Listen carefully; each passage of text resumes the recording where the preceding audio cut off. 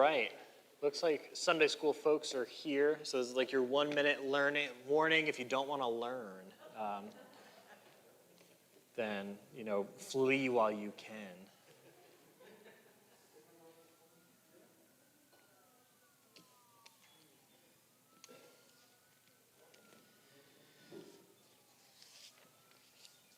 All right, so thank you everyone who has joined us here in person and from home for our last Sunday school session of kind of this spring term. We have a lot coming up in May that we're very excited about.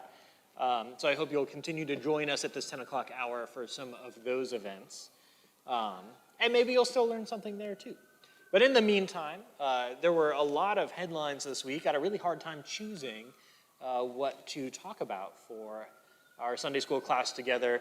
And I ultimately kind of landed on talking about science and theology. So part of what I'm thinking about here is the COVID vaccine, but also a little more big picture. What is it like when science and religion interact with each other? How do we read the Bible alongside science? So on that first slide, Bryce, I have some headlines. Here are a few of them. Many evangelicals say that they won't be vaccinated. And a similar headline, white evangelical resistance is obstacle in vaccination effort. In other news, the Johnson & Johnson vaccines paused after rare clotting cases emerge. Millions flock to Hindu festival amid coronavirus spike. Then they started to get weird. Human cells grown in monkey embryos spark ethical debate. And then finally, in my email inbox on Friday afternoon, a letter from Bishop Reed announcing a brief update regarding COVID-19 guidelines. So, and just to explain some of those first two, I looked at the statistics, and 45% of white evangelical Americans describe themselves as resistant or hesitant to getting the COVID vaccine, as opposed to 30% of Americans in general. So 30% of all Americans have some kind of hesitancy or resistance to the vaccine, but it's 150% of that for white evangelicals. In general, vaccine hesitancy is higher among religious groups than not. So there's some kind of correlation there between people who consider themselves religious and a little bit of apprehension about the vaccine. And, those kind of headlines combined with this other one about this very important Hindu festival that gathers a lot of people together, is important for their religious practice, but also raises concerns about the spread of COVID. And it makes me wonder about how are religious communities involved in the pandemic response? How are religious communities helping or hurting? And just as importantly, how do religious communities balance important worship practices with communal safety? So, and as part of this too, I'm kind of have an eye towards Bishop Reed announced that updated COVID precautions will be coming this upcoming week. I'll talk more about that in a little bit.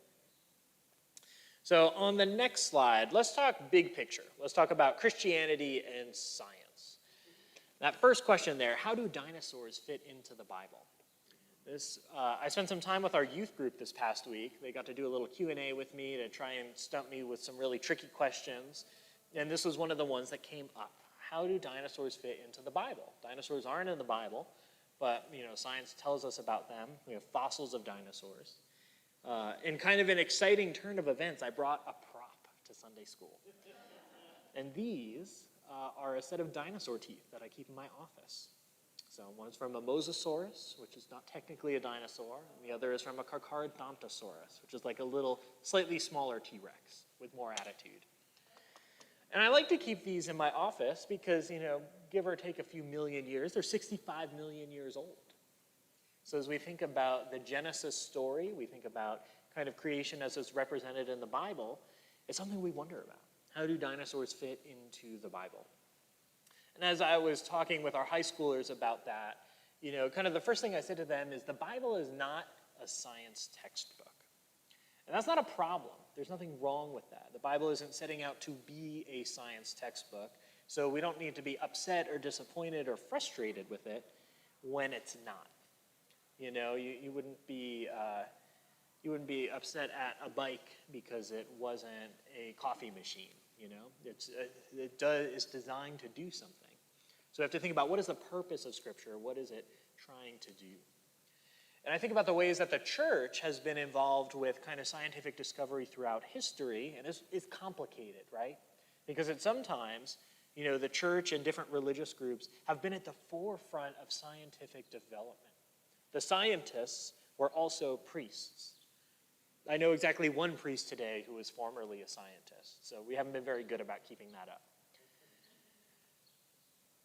On the other hand, there are also times when the church has been a little more hostile to scientific discovery. And especially in the past 150 years, and especially in this country, we've seen that slightly more antagonistic relationship between science and religion. So a scholar by the name of Ian Barbour has outlined kind of 4 ways that religion and science can interact with each other. So one of those is conflict. The idea, and my example for this is young earth creationism. That's the idea, you know, some folks read Scripture and say, if we take the timeline as it's presented in the Bible, the earth is only about 6,000 years old. And that's all the time that we have accounted for. This is what Scripture says. I trust the Bible more than I trust any kind of scientific research, so I think the earth is only 6,000 years old. Meanwhile, the science, with carbon dating and other things, says, you know, the earth is really old, like a gazillion years. There's a lot of zeros at the end of that number. So, right, so these are 2 different views about the age of the earth that are directly in conflict with each other. We don't agree, they butt heads all the time. It's a challenge. Another way that science and religion can interact is independence. And this is, Jurassic Park is my example here. Let's continue the dinosaur theme because I love dinosaurs. So in the movie Jurassic Park, there's a scene where, you know, they recreate dinosaurs for this amusement park. The dinosaurs escape. It's a disaster. People are getting eaten. And one of the main characters says, you know, you were so busy asking if you could do this, you never stopped to ask if you should do it. So here, this mode of science and religion is the idea that science does something different than religion, and you would need kind of philosophy or a religious system to ask the ethical questions, to do the evaluating. So science can figure out how to do something, but our theology tells us whether it's a good idea or not, why we should do it, or why we shouldn't do it. The third model is dialogue, that religion and science would be in dialogue with each other. And the idea here is that, you know, if you push religion and science to the extremes, eventually you find that they're doing the same kind of work. They end up in the same place.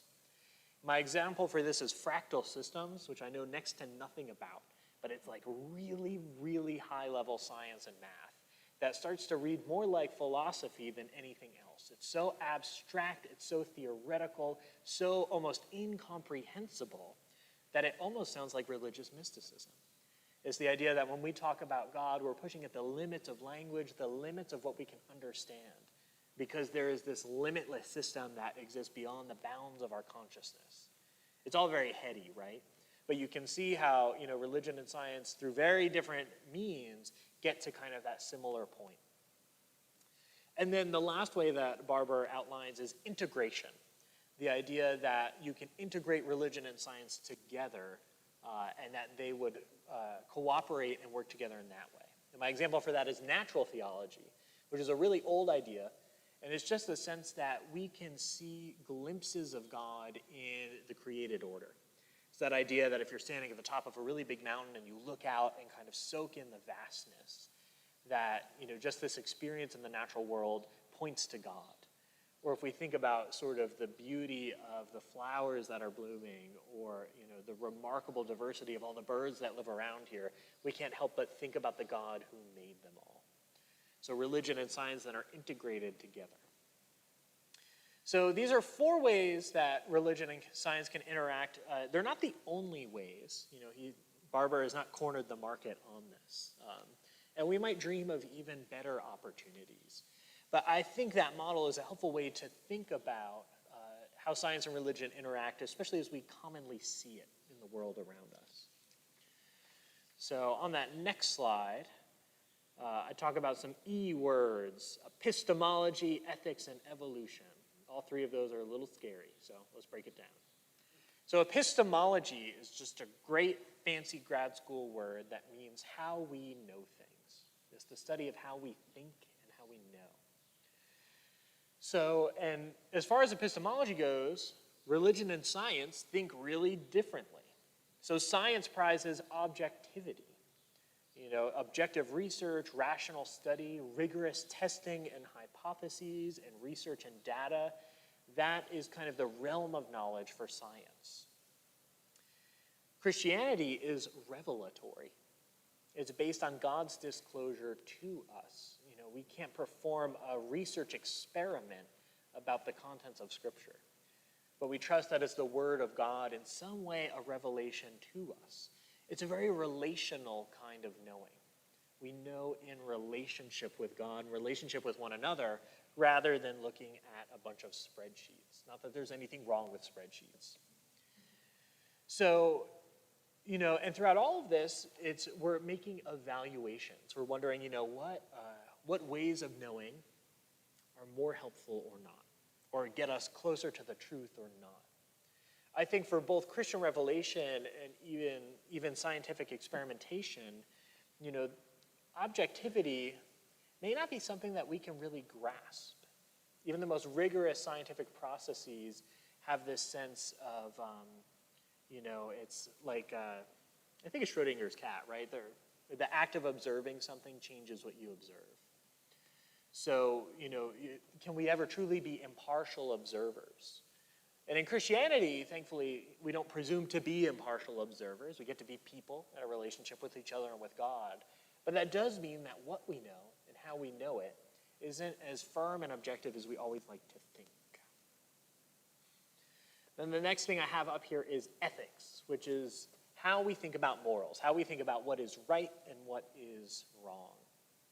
This is kind of that Jurassic Park question. Whether we should do something, is it a good idea, is it good or bad? And science is always a great place to be asking these kinds of questions. Is it right to clone things like dinosaurs? Should we be alarmed about artificial intelligence? Should we be spending our resources on space exploration?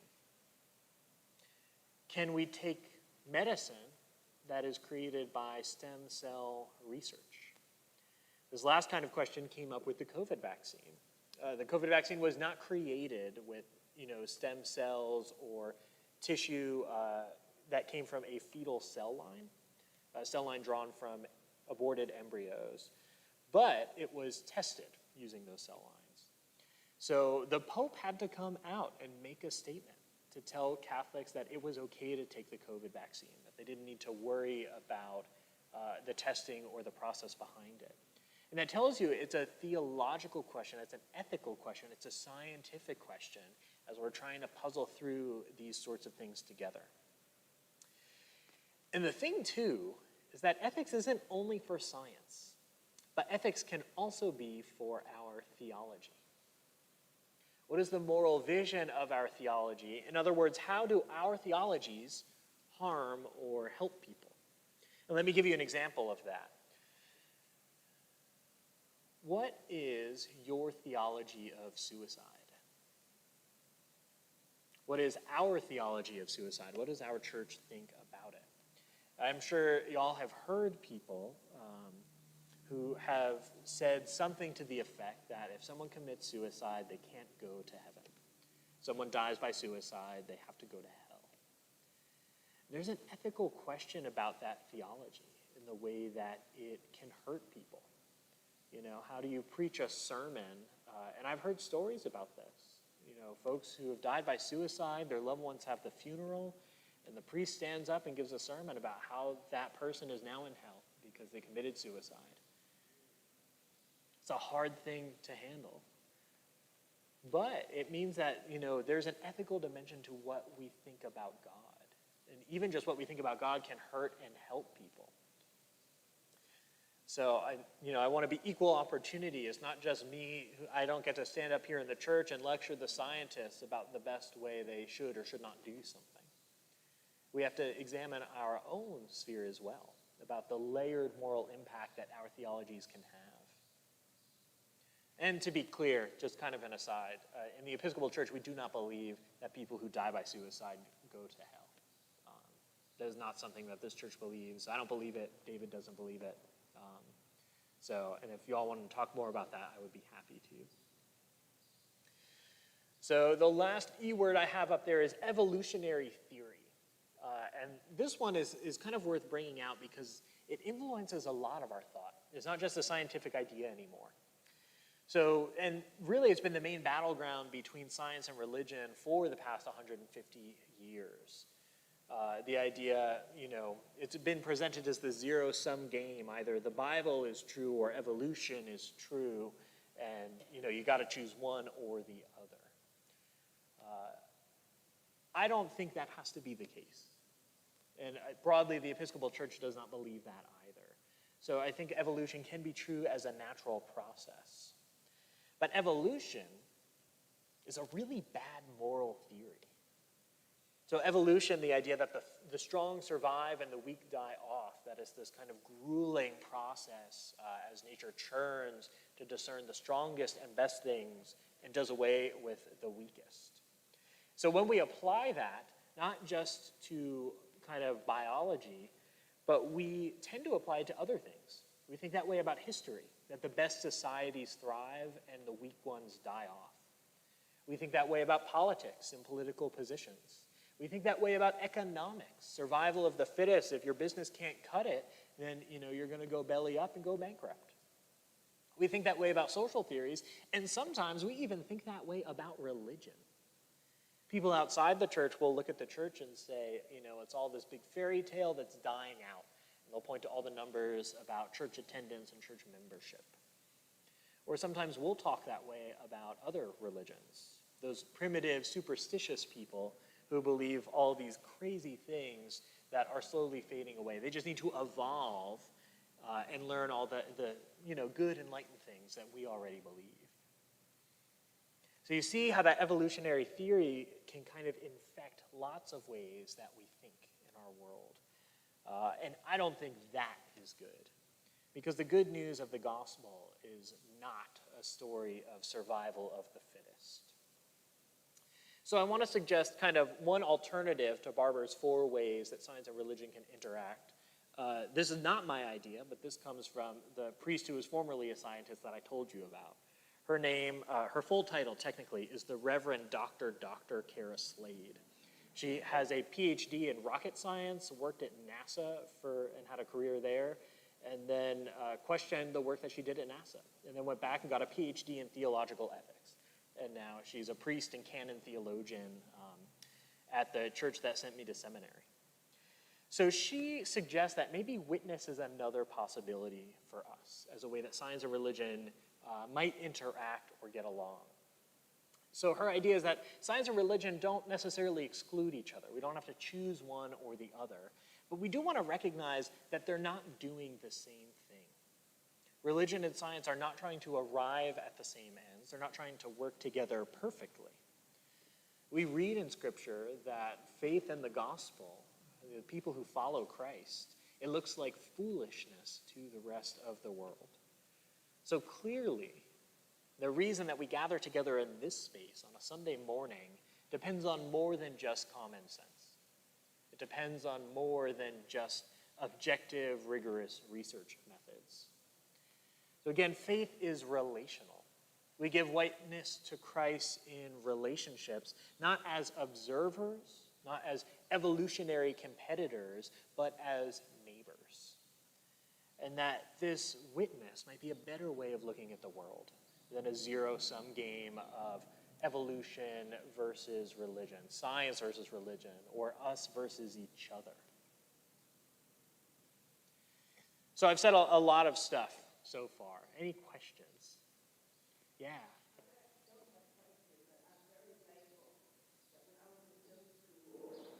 Participated in our Sunday school study the relationship, the Bible was the relationship of man to God, and science was something different. And so, since I went into science, I really was thankful for that because I had friends that had trouble with it, and I was really shocked when I was a freshman in college. I was talking to a friend who was Episcopalian, and she did not understand that. And I thought all Episcopalians knew that it was different. So I'm quick to everything it needs to be, in middle school or high school discussion. So I'm glad that you're doing that. Yeah, thank you. For the folks at home, gratefulness for learning in the Episcopal Church that science and religion are doing different things and that they can work together. You can be a faithful Episcopalian and a dedicated scientist.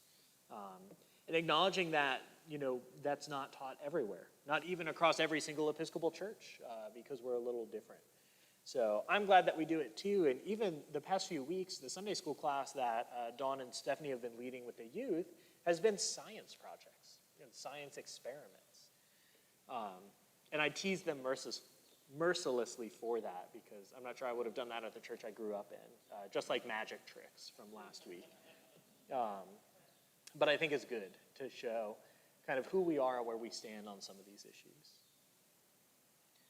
Anything else? Y'all tracking? We're doing okay? All right. So on the next slide, so I bet some of y'all have heard this parable before, but let me tell it again. So there's a man, stubborn man, lives in town, and suddenly a flood sweeps through the town. This man scrambles, first the first floor of his house floods, so he goes up to the second floor, and the water rises even higher. He climbs up out onto the roof, and he's sitting there as the water keeps rising, and he prays, "God, save me." And while he's praying, one of his neighbors in a rowboat comes by and says, "Come, let me help you." And the man says, No. God will save me. I'm praying to God. So the rowboat goes off. A few hours later, the water is starting to climb up the shingles, and the Navy comes by in a motorboat. They say, "Sir, get in, let us help you." And he says, "No, I'm praying to God. God will save me." The Navy goes off, and the water rises a little higher. The man's standing on the tippy top of the chimney, and a helicopter comes by with a ladder. They throw it down and say, "Sir, let us help you." The man says, "No, I'm praying to God. God will save me."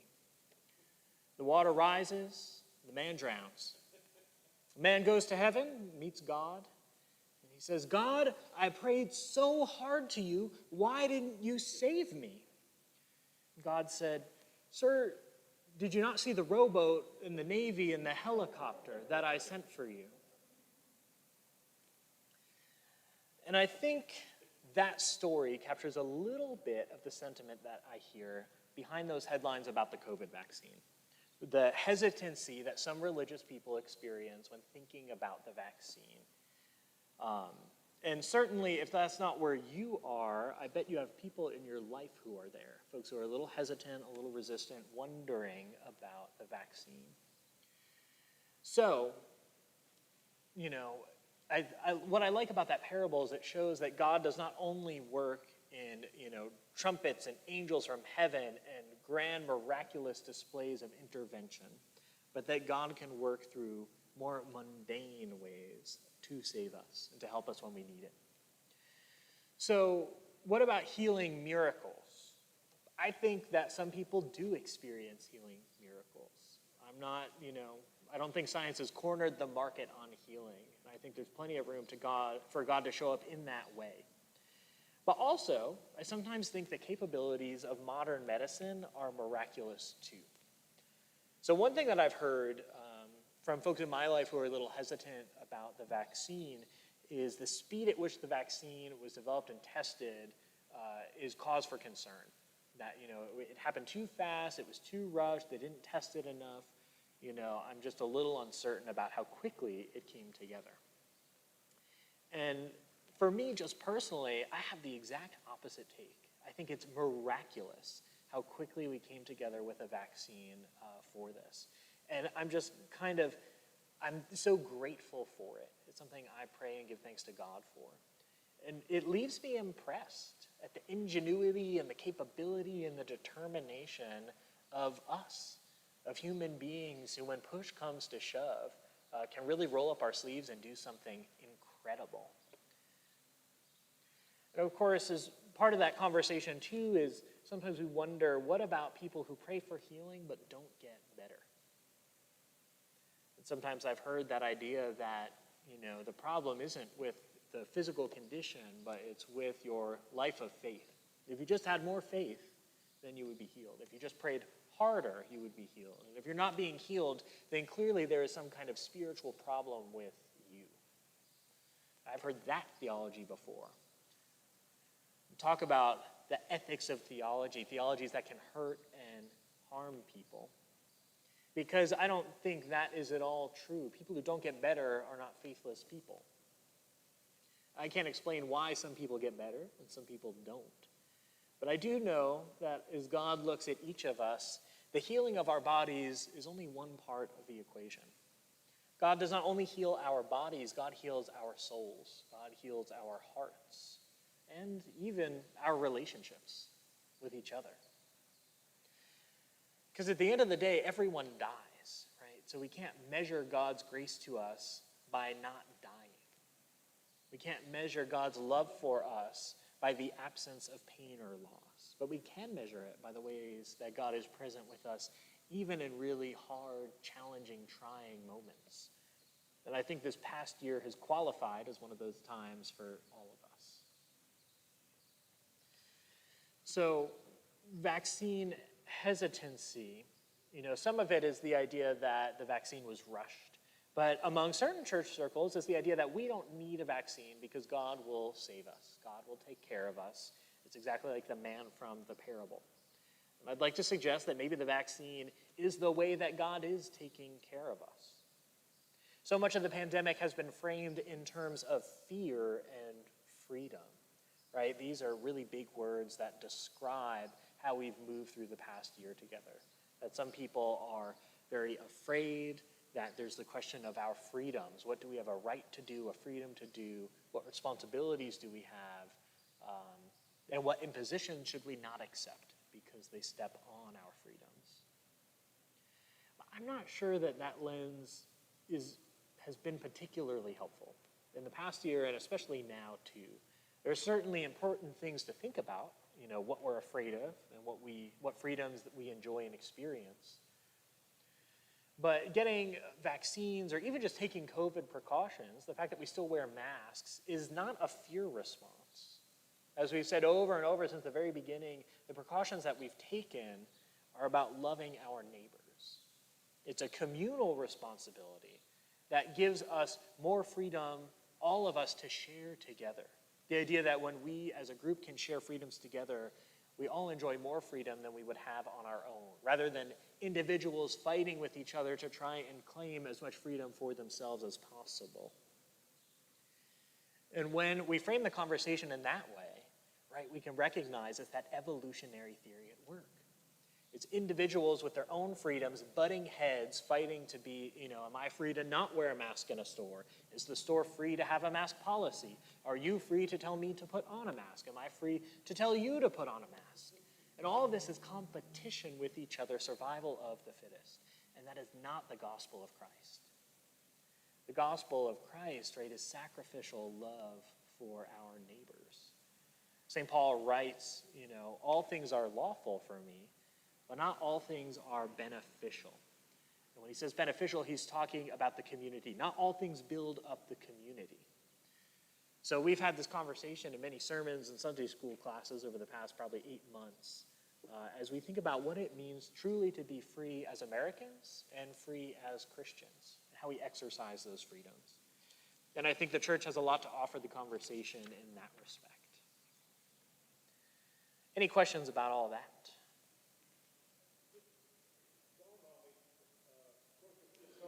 Information and disinformation and conflicting information about, I've heard stories like, vaccines can alter your DNA, all these kind of crazy things.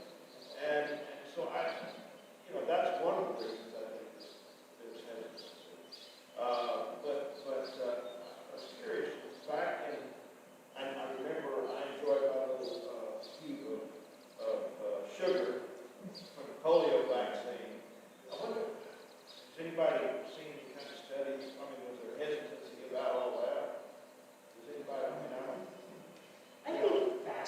sure someone has studied this. So for the folks at home, we're thinking and talking about, how did Americans respond to previous vaccination efforts? And I haven't spent a lot of time reading about it, but it is a really fascinating question. My general impression is that no, that people got vaccinated because they needed to get vaccines, and so. Well, there was one vaccine that, and I don't know if it was polio, but it was one of our vaccines that nobody would believe the scientist, and he had to give it to his wife and his children to prove that he believed in it that much before the scientists would go along with it and enjoy it. So I bet there has been. Yeah, and it makes sense, right? Nobody likes needles. No one likes the idea of having, so you're going to put something that's bad for me into me to help me have a response that will keep me safe. It's normal to have a little bit of apprehension about going to get any kind of vaccine or shot. But what I think was different, what is different about now is I think our current society is really atomized. I like that word a lot. And the idea is that we think of ourselves more as individuals more than as a community. So you think about even, polio or the Spanish flu, there's this sense that we're all in it together. We're all getting vaccinated as part of our role as, Americans or just human citizens. Now we frame the conversation more in terms of individual choice. You might be able to go and get a vaccine, but I still have some questions, so I'm just going to take a little bit of time. I saw a hand back there. And we had children at the time, we lined up with blocks to get it. Oh, sure. I would start off with an injection. So before the sugar. Okay, well, I remember particularly, that one because it was just a huge group doing it. So, Besides the sugar, that's great. yeah, I'd take a sugar cube over a shot too. Time period, though, was very different in that the science, the way science has evolved and progress at that point, people were very excited about science. They trusted the science. They trusted what they were being told. And polio was a disease that harmed children more than anybody else. And so there was not the hesitancy that you see now because people trusted the science, they trusted what they're being told. Now today, it's hard to trust a lot of things you hear, and I think that drives a lot of the hesitancy. And I was going to say, even people I know or friends who are atheists, that idea of God will save me exists if you're a complete atheist as well, ironically, which is almost a theology of nature. And it goes back to the French, and you think about Rousseau and Voltaire, and that there was some kind of idealized state in nature, and that everything's perfect and it's natural.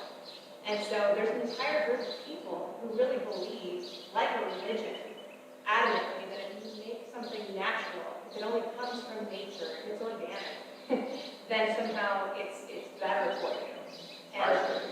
Right. And if you look at how life was in the past versus now, I mean, simply doesn't hold up, right? Life was naturally produced and short, and now it's not. Thank goodness for science, but that concept is out there, and that comes from a place of believing nature to somehow be better. Yeah, so for the folks at home, we're talking about kind of folks who, not even for religious reasons, but have really believe in natural things. So the idea, I don't need a vaccine, I'll just trust the natural process, and that will be better for me, rather than taking chemicals or anything else like that. And I think that idea is kind of a romantic, nostalgic view, and I think we're all susceptible to that in our different spheres in different ways. I still like wearing a chasuble, so, I have that too. But part of it is that evolutionary theory at work, that if we just trust the natural order, if we let it work itself out, it'll be better. And we ignore the fact that for that natural order to work, there's a human cost to that. That was in the early days of the pandemic. Some countries punted around that idea, well, let's not do a lockdown, let's just let everyone get sick, and some people are gonna die. I don't think it's gonna be me. I wouldn't be, someone else will die, and I'm okay with somebody else dying, to keep our economy going. And that was an idea that some countries kicked around for a little while, and then it got really bad, and a lot of people died, and they ended up locking down anyways. And that's an interesting thing that I've noticed too with the vaccine hesitancy is it tends to be folks who are a little younger. These are folks who, have been told throughout this whole time, you're not at much of a risk of getting COVID that bad. Even if you get it, it won't be that bad. So why even bother then? Ignoring, and again, that couches it in terms of individuals. How does this vaccine help me? What does it do for me? How is my life better or not for taking it? Rather than thinking about the community. So on that last slide that I have there, Bryce, let's look ahead a little bit. Let's think about what the future of the pandemic will look like. We're still living in the middle of a pandemic. It's still strange and weird. Masks have gotten pretty normal, but this is still abnormal that we have COVID precautions and are doing all these things. As of last week, 20% of Americans are vaccinated, which is a pretty impressive number. 11% of the world has been vaccinated. And this just counts people who have had a single jab, someone who has some kind of vaccination. So we're doing about twice as well as the rest of the world. We're ahead of the targets that have been set by the federal government. This is all generally good news. The vaccination effort is working, is moving faster than we expected. But there's still some big questions looming. Questions about what it will take to receive herd immunity. Do we need 75% of the population vaccinated? How does that work with kids who are having to wait a little longer to get vaccinated so it can be tested? How does it work with this question of vaccine hesitancy, people who are holding off and waiting? Will we be able to achieve that herd immunity? And if we can achieve it, that would seem to suggest that the COVID precautions will last even longer than I think many of us would like. Will we need booster shots? That's something that has come up. Will there be vaccine passports? I think about this question a lot. I haven't been able to see my parents in a year and a half because of the strict travel guidelines. And vaccine passports sound really scary, but as I was researching for Sunday school, I realized that they're already a thing, actually. To travel to certain countries, you need to prove that you've been vaccinated against certain illnesses. So vaccine passports aren't even anything new. So, and generally, as I think about these questions, right, we tend to think about things as like black and white issues. Either we get herd immunity or we don't, and it's a failure. Either we're going to need vaccine passports to go anywhere, or we're not going to need them at all. Either, the vaccine is 100% effective right now when we first get it, or it's totally useless. And I don't think that's entirely true, or it's entirely helpful, right? The vaccine doesn't have to be this perfect guarantee that you'll never get sick to still be helpful to us as a society. Every little bit helps. So, and I'm trying to remember to think faithfully and think ethically about these kinds of questions for the future of the pandemic. And I can tell you, at least here at St. Helena's, we'll continue to be guided by the same principles that have guided us all along. And they're the same principles that guided us even before the pandemic, which is how do we love our neighbors as ourselves? How do we care for our community? How do we lift up the common good and serve Jesus that way? So that the Johnson & Johnson vaccine, as I'm sure many of you have read, is on pause currently. And the development there is that 6 people experienced a very rare blood clotting condition. There's no proof of causation. There's no proof that the vaccine caused that blood clotting. Statistically, this is a tiny number of people who've gotten the vaccine. And all of the people with blood clots are, women at the age that they are more susceptible to blood clots anyways. So, but because there's some uncertainty, the vaccine has been paused. And I don't think that's a cause for alarm. And I don't think that we need to panic and if we hear other people who have alarm or panic, then I think a faithful response we could have is to try and alleviate their concerns a little bit. If anything, the pause shows how seriously the vaccine process has been taking safety and how seriously they try and double check any possible problems. Part of this conversation about the Johnson & Johnson vaccine is that it's logistically easier than the Moderna and the Pfizer vaccines. It's only one dose instead of two. It doesn't need to be refrigerated at these super intense temperatures. So it makes it a lot easier to get to people.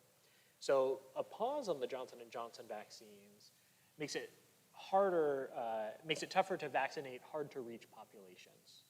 So folks who don't live down the road from the 7th largest city in the country, it's harder for them to get vaccinated now. Something else that's really fascinating reading the international news about this is the international image that it has, which is the idea that, this Johnson & Johnson vaccine isn't really good enough for Americans. We get, the luxury BMW vaccines, and, all the poor countries can get the Corolla of vaccines, They, it's fine, it's good enough for them. And that's an ethical question, right? It's an ethical question about not just our responsibility to our local community of Bernie, local community of Texas, or our national community as the United States, but what does it look like for the whole world to be walking through this pandemic together? How do we think about that? And then finally, a word on COVID precautions at St. Helena's. I do not have any news for you on this. For the foreseeable future, we will continue doing what we have been doing. Largely because it's worked for us. We have not had a COVID outbreak here at this church in almost a year of doing in-person worship. What we're doing is working, which is good news. So we'll continue to be guided by the love of our neighbors. We're not going to be guided by fear or political agendas or anything like that. So Bishop Reed has announced that he'll be releasing updated COVID guidelines this week. I don't know what will be in them. They may not change anything. They may not change anything soon. And the bishop throughout this has always deferred to the local context. So no matter what the bishop says, even if the bishop did change the guidelines, that doesn't mean that we will make any changes. Because we don't want to rush to any decisions. We want to take the time to think through the needs of our whole community right now, and what kind of responsibilities we have as people who follow Jesus. Just a reminder too, we are still in a pandemic. So if you're feeling a little tired, or a little stressed, or a little cranky, or just a little sick of all of this, all of that's pretty natural right now, because this has been an exhausting year. But it does feel like there's a bit of a light at the end of the tunnel. And it's not like all the precautions are going to fall away at once. We're not going to flip a switch and everyone's going to come back to church and we'll double the number of chairs in here. But slowly over time, we will move back towards our more normal church life as circumstances allowed. As normal as church life ever gets, let's be clear about that too. And really the biggest question that I'm thinking about is, this is a time for healing, and what does that look like? So just as Jesus healed some people in body, but other people in mind and spirit, we have a role to play as the church. Healing takes different forms, so there's a long road ahead for us as we heal from this pandemic. Not just our bodies, but our souls. I think about the businesses who are rebuilding. I think about, I met with some friends over the weekend. We all had antibodies for just a little dinner. And we were laughing the whole time about how awkward it was and relearning what it is to go out and have dinner with friends like that. I think we need to heal from the ways that we've been trained to view other people as a threat, to view other people as a vector for disease, or to heal from the sense of judgment that we feel at License to judge other people for how they have responded to the pandemic. I think we need to soften our hearts to people whose needs or concerns are greater than our own, and to hear the needs and concerns of other people who might seem callous to us at first. I think we have to mourn all the people who have died, and there's an act of healing in that. And I think we need to grieve all the lost opportunities of the past year. So it's a tall order. There's a lot of healing to do. The good news for us is the church is in the business of Jesus' healing ministry. And so I keep wondering, what does it look like for us to be healers in our community? You know, today, tomorrow, and the weeks and months ahead, how can we be forces for healing in Bernie?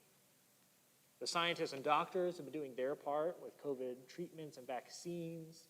So how do we do our part in healing our community in kind of the waning stages of this pandemic? And I think that's it. I think I'm out of slides. So I leave you with that question. And I'm happy to hear. I have a few minutes if you all have any ideas or other questions or points you want to make.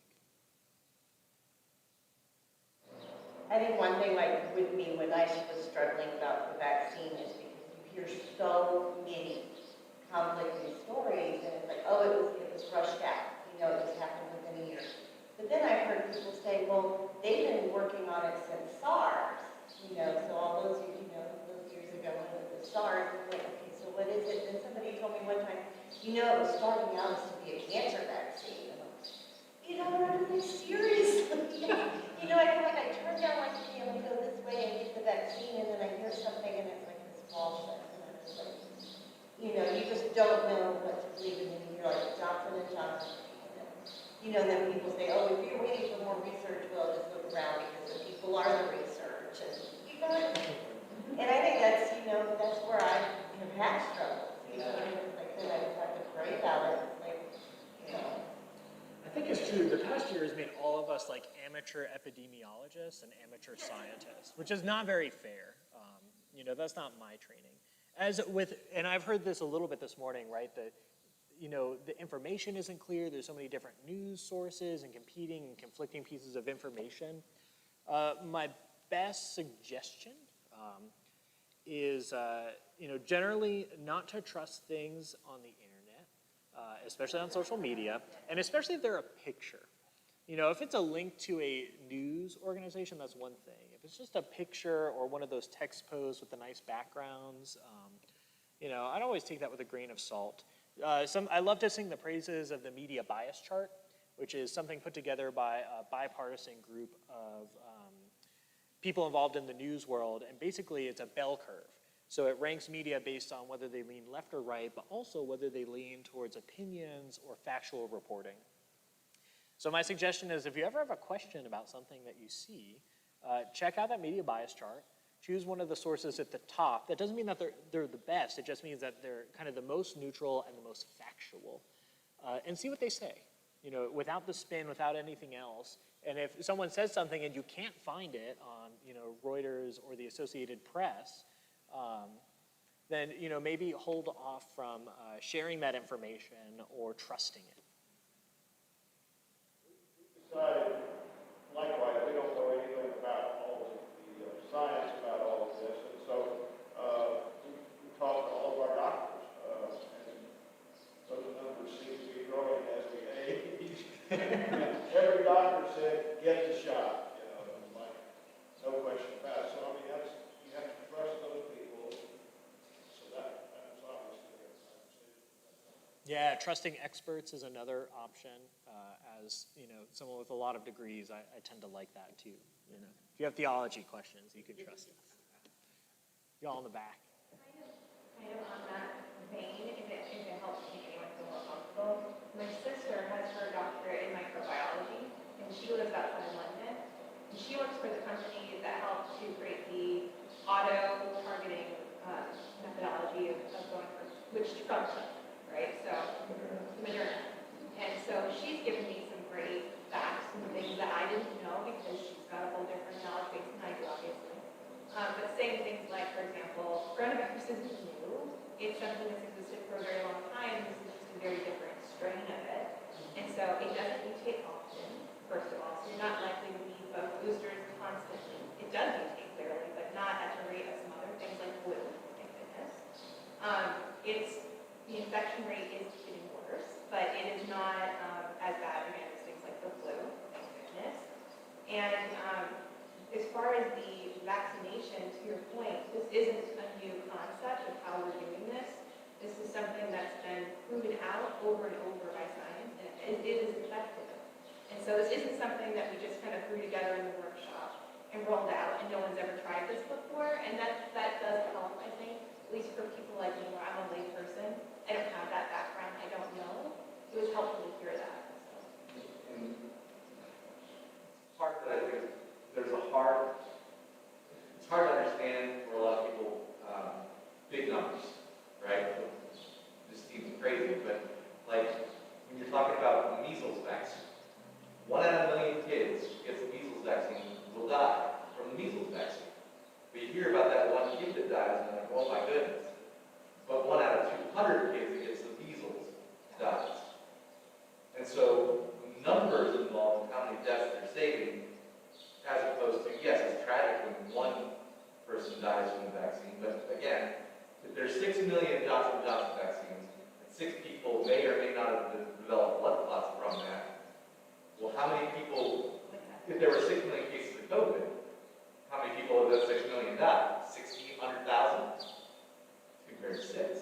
But the media and how we hear things is always, dog bites man. Not man bites dog. They concentrate on the one exception to the rule and don't tell you about the other, 5 million people who are perfectly fine now and safe. Yeah, I think that is, for the folks at home, hearing again, trusting experts and also thinking with big numbers is really hard if you're not used to doing it. And the scale of the numbers that we're working with are part of the conversation. I'm grateful for other people. It's part of why we have doctors on our vestry. We have people who are trained in all of who have these different types of expertise that have helped us make decisions. It's one of the great things about church, right? You get to meet a lot of really different people who are good at really different things. And throughout the pandemic, we've needed all types. And in the days ahead, we will still need all types. So in light of Father David's sermon this morning, think about the ways you could serve too. So thank you all. I got to run to church. But thanks for joining us this semester for the Bible in the newspaper. We hope that you've learned something new. And we'll see you again soon with whatever we decide to learn next.